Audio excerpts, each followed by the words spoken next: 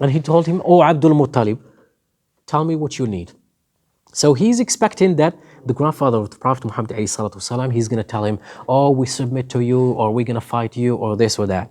He told him none of that. He told him, "I want my camels back." Abraha was surprised and shocked. He's like, "I had respect for you.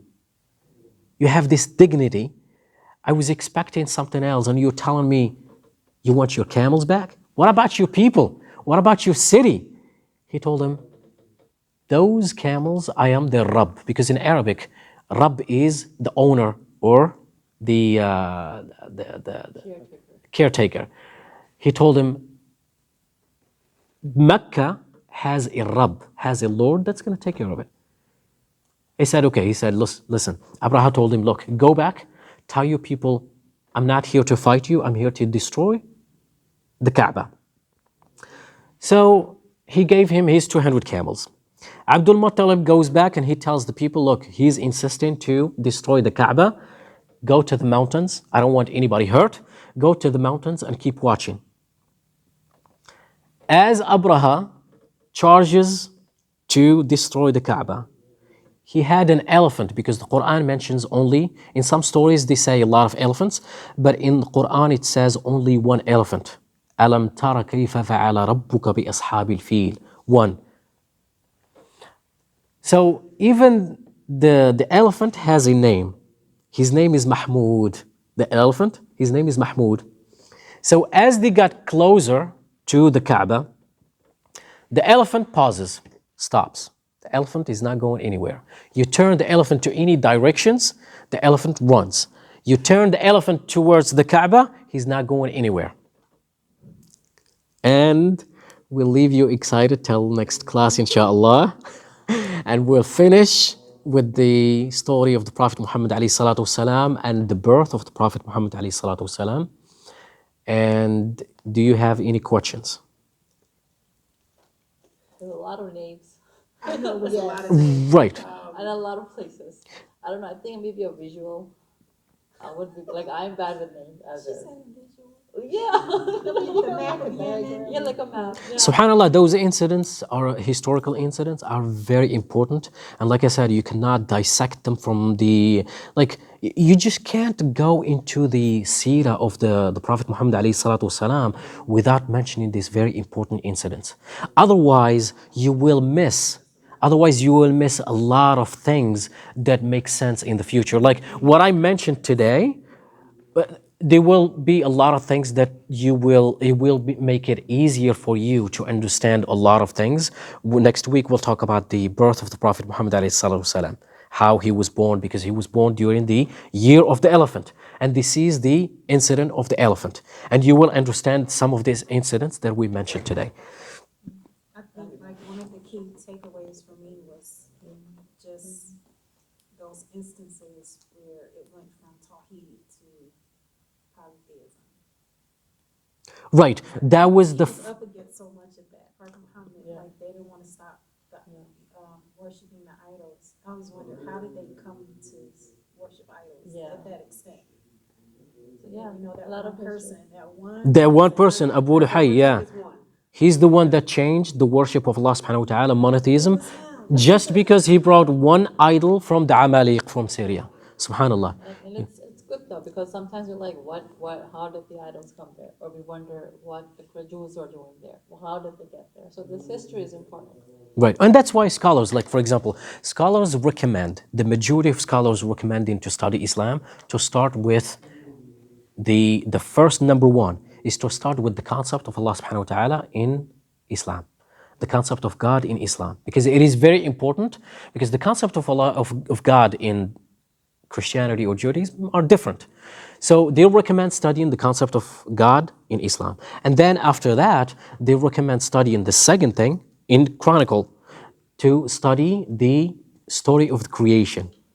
And then to study the story of the prophets, all of them, from Adam all the way to Muhammad alayhi salatu wasalam. And then after you're done this, to study the history, the historical incidents of what we just said. All these historical incidents are very, very important in understanding Islam. and you actually broaden your knowledge of Islam, of incidents. And every time you read, for example, Surat Al-Buruj, or you read, for example, Surat Al-Fil, or this, you understand why those chapters were revealed. Can you say that list again? Surah Buruj. So the concept of the Prophet of Allah subhanahu wa ta'ala, the concept of God in Islam, the story of the creation, the story of the prophets, all of them from Adam all the way to Muhammad alayhi salam. And once you're done with that, you study the history of Islam, including all the way to the Khulafa al-Rashidin, which is the caliphates. When you, the last thing you said, is that the same as historical incidents? Correct. So the Tawheed, the story of creation, the story of the prophet. I can send you all that, inshallah. I'll send you a summary of this. Any other questions? Do you have any questions about anything today? Because I want to make it clear that the Fimion that we mentioned, those are some of the Christians that followed the true teachings of Isa alayhi salam. They didn't follow the cross they followed Tawheed. That's why it was very important Allah subhanahu wa ta'ala performed miracles on their hands. And it was very important to actually, and after that Christianity was distorted.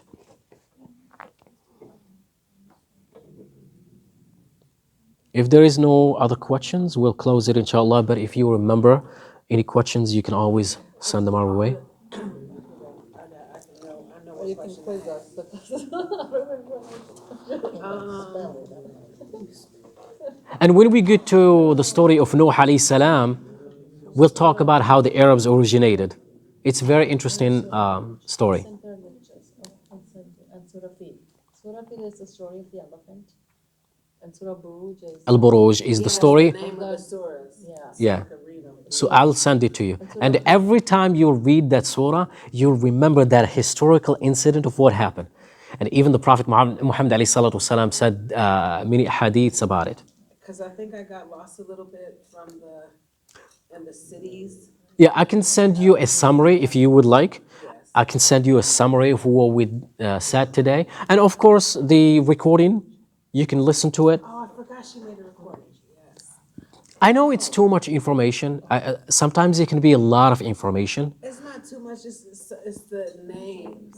It's a lot of names. Yeah. Because it's not our language. And honestly, Lavi, one of the best things that I like to do, which I was used to it, is I like to teach while I'm standing. That's number one. And I like to teach with the board. Because those names I like to write them down so people can, if they want to write it down and stuff like I that. know I spelled everything wrong.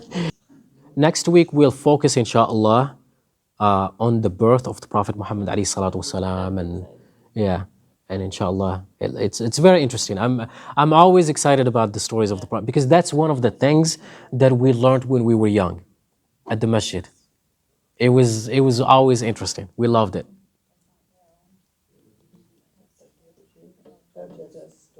both of them. Both of them study test. So we ask Allah subhanahu wa ta'ala to increase us in knowledge, and we ask Allah subhanahu wa ta'ala to benefit us from what we learn. اللهم صل على محمد وعلى آل محمد كما صليت على إبراهيم وعلى آل إبراهيم في العالمين إنك حميد مجيد. اللهم بارك على محمد وعلى آل محمد كما باركت على إبراهيم وعلى آل إبراهيم في العالمين إنك حميد مجيد. ربنا آتنا في الدنيا حسنة وفي الآخرة حسنة وقنا عذاب النار وادخلنا الجنة مع الأبرار. سبحان ربك رب العزة عما يصفون وسلام على المرسلين والحمد لله رب العالمين.